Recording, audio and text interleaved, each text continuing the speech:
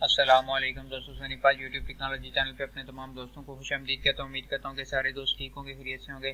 दोस्तों, एक्सेल का ट्यूटोरियल हमने शुरू किया हुआ है। आज एक नए फार्मूले के साथ आप लोगों के सामने हाजिर हूँ। अपने टॉपिक की जानिब बढ़ने से पहले मेरी आप तमाम लोगों से ये रिक्वेस्ट है, अगर आप मेरे चैनल पे नए हैं तो सबसे पहले चैनल को सब्सक्राइब कर लें, साथ ही बेल आइकन पर जरूर क्लिक करें ताकि मेरी हर आने वाली न्यू वीडियो की अपडेट आपको नोटिफिकेशन में मिल सके।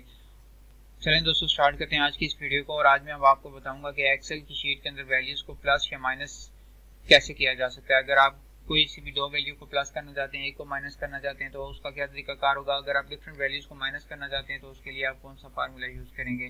तो चलें स्टार्ट करते हैं। एक्सेल की शीट को मैंने ओपन किया है, मेरे पास ये वैल्यूज हैं। इनमें से मैं सबसे पहले आपको ये बताता हूँ कि मैंने 80 को माइनस करना है इन दो के अंदर से। तो मैं 80 के बाद यहाँ पे सम लिखूंगा, सम के बाद ब्रैकेट और ये कमांड देने के बाद एंटर।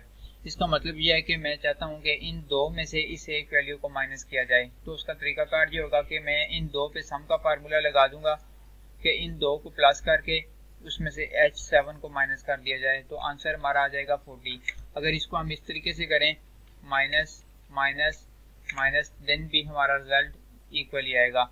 अगर इस तरह आप करना चाहते हैं इस तरह कर सकते हैं। उसके बाद ड्रा करेंगे नीचे तो ये फार्मूला सेम तमाम वैल्यूज के ऊपर अप्लाई हो जाएगा। सबके साथ माइनस इसलिए आ रहा है क्योंकि माइनस के साथ अगर साइन प्लस माइनस माइनस का अमल होता है, जो बड़ी वैल्यू के साथ साइन है वही ही उठाया जाता है।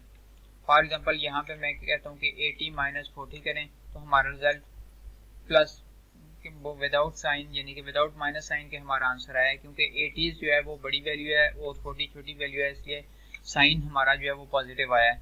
अगर यही मैं लिख दूं कि 40 माइनस 80 तो हमारा साइन दोबारा माइनस में चला जाएगा।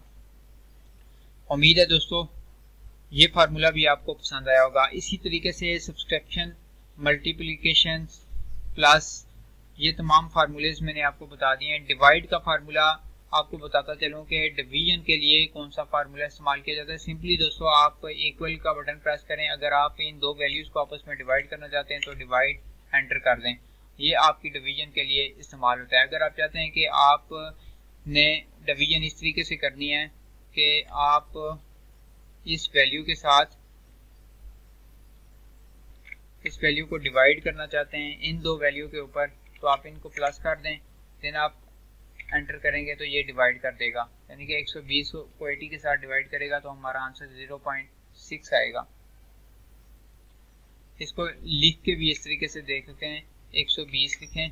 अब 120 के बाद इसको मैं 0 कर देता हूँ, यहाँ पे मैं डिवाइड करता हूँ इसको 120 पे तो 0.6 ही आंसर आएगा।